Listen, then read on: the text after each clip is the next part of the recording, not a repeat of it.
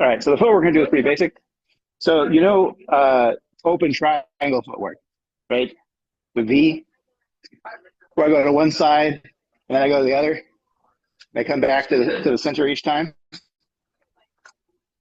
Okay. So for this one, since you guys have already practiced this, we're gonna step offline, we're gonna step forward, and then we're gonna sweep our foot back to the center. And that's how we're gonna reset. Right? We go to the right, we step forward. Notice that I'm stepping on the diagonal. I sweep my foot back, change the other side, step forward on the diagonal, sweep the foot straight back.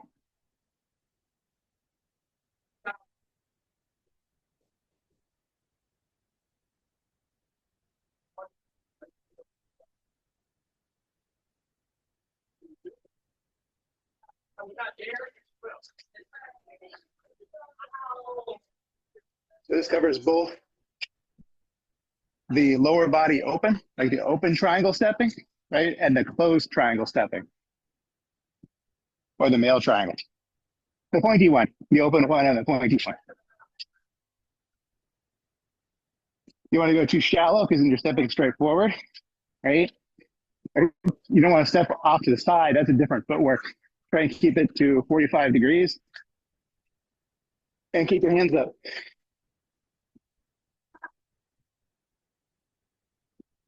When you combine them, it sort of makes a rhombus shape.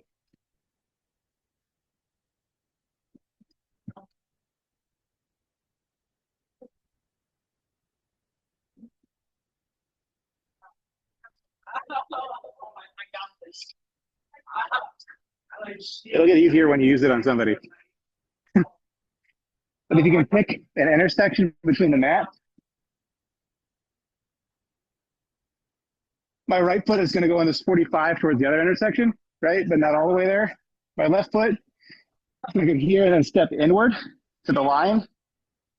I'm going to slide that foot back along the line, and then I'm going to switch my feet. I'm going to move my right foot back and my left foot out to the left. And I'm going to step inward to that center line and then sweep it straight backward. So I should hear a sweep with each step. So when I go here, I'm picking my foot up. But here at the end, I'm sweeping along the ground. So if you do the Silat thing and you step forward with right foot, comes to the right foot, right? This is going to be the technique that they show for push pull. My right hand is pushing, and then my right foot is sweeping backward and pulling. Right? And then bang. That's probably the most basic takedown of all time. There is one that's easier that also uses push pull, which I'll just show a little bit of. This one is dumb. If you just stand normally, I'm not going to take you down, but I'll show you what I mean. You step on their foot and you just shove them with the other hand. That I think is the dumbest take. That is the simplest takedown. The pull comes from your foot being stuck to the ground, and the push is just literally just shoving them. If you catch somebody with that, it makes you feel like a jerk. But I think that is the simplest. That's the simplest takedown. Stepping on their foot and then shoving them backwards. If you keep their foot pinned when they fall backwards, the leg falls backward, but the foot kind of stays in place.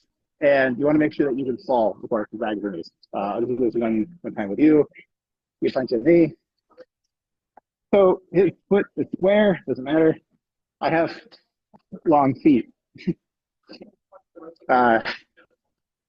When we're practicing this, usually the right foot is forward. This makes it so much easier on me. Right? So when I step on that angle and sweep my foot backward, it makes a nice geometrical diagram. However, this being America, people tend to have their off foot forward and punch across. Alas, it is not the perfect Silat world. So, Silat world is a theme park idea. So if he has his left foot forward and he throws a jab and a cross, right, it's impractical for me to try and leap all the way back here to try and get the back leg. which you see a lot of people attempt that, and you're kind of overreaching yourself, and it sets you up for a counterattack.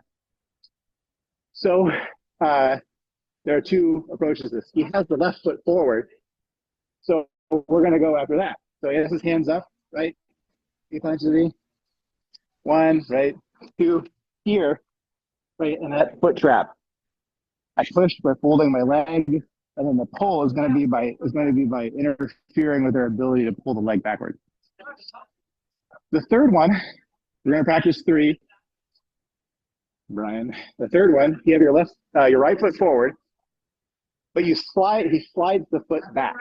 So you slide the foot back to get your right foot back to get out of the way. But I was always going after the left foot. Yeah. So if you see somebody with their right foot forward and you have long enough legs, when he punches me, I'm going to go for the back leg. Because he moved this one out of the way. Also notice here, if you can see, my foot is on his ankle.